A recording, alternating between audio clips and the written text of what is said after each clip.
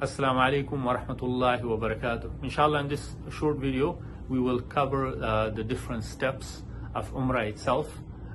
Much of this we learned in the States, so it will be a quick rundown of those different steps, inshallah.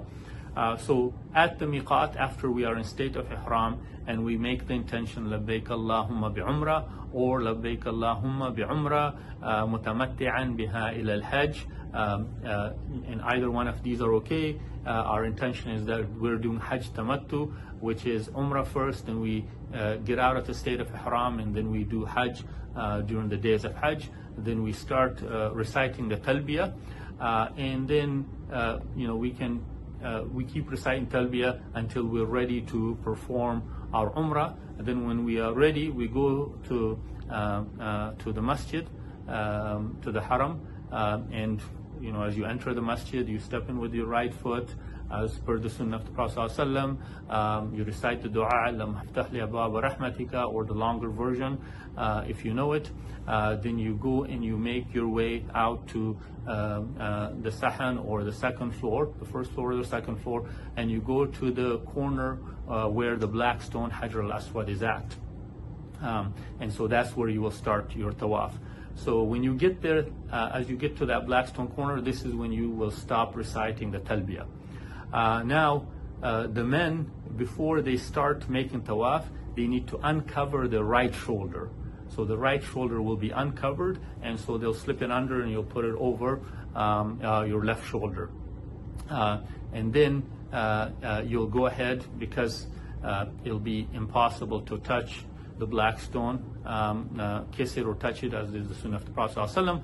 So we do the next best, which is we point to it, and when we turn our face to it, and we say Allahu Akbar to start the Umrah. Now, the first 3 rounds for the men, we are doing what is called Ramal, which is basically like quick walking. You just actually are moving your feet up and down, but you're not really running, but you're doing a quick walking just to be close to the sunnah of the Prophet ﷺ. And then the last 4 rounds, you just walk normally.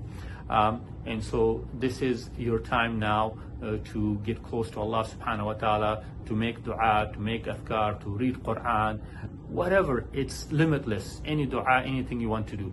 If you want to have like some sort of format, this is really good in order to help you keep you focused.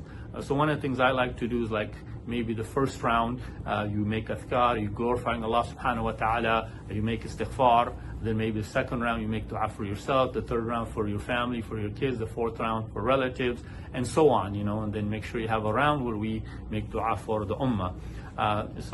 But whatever way you like, that will help you. And then, of course, within that, you're going to recite Quran, you can just make istighfar, whatever you can of the dhikr and the remembrance of Allah subhanahu wa ta'ala, you do it.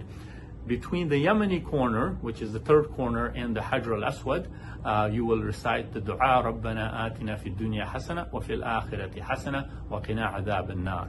That specific dua is a very comprehensive dua, so don't neglect that and say it during the whole time. Now, one of the things to watch out for is that there will be a green light up above the Hajar al-Aswad corner, so you want to be in line with that when you raise your hand and say Allahu Akbar. And one of the ways that I do to tell if I'm actually in line, because people say it way early and way out. When you look at the Kaaba, and this is more of an engineering thing, if you see the side before and the side after it is about equal, you're right at the corner. So that's a good way to know, inshallah. So after you finish your Tawaf, then you're going to, for the men, they're going to recover the right shoulder and put their ihram around, and then you're going to go behind the station of Ibrahim, and if you can recite وَاتَّخَذُوا مِن مَقَامِ إِبْرَاهِيمَ مُصَلَّى, that you're taking the station of Ibrahim as a place of prayer. So you recite that, and anywhere behind that, if you cannot find it, then anywhere in the haram is fine. You pray 2 rakat. The first, you recite قُلْ يَا أَيُّهَا الْكَافِرُونَ, and the second one قُلْ هُوَ اللَّهُ أَحَدٌ.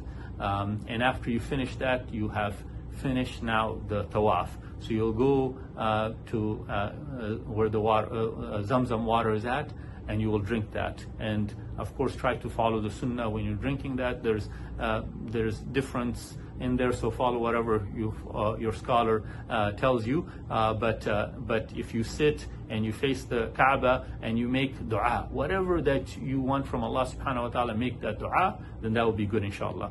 And drink to your heart's content. And then after you're done that, you're gonna go to make to go to Safa and Marwa, and when you go that, you can recite the ayah, Inna Safa wal Marwa min sha'airillah. You can just say that, or you can finish, or you can say the whole ayah.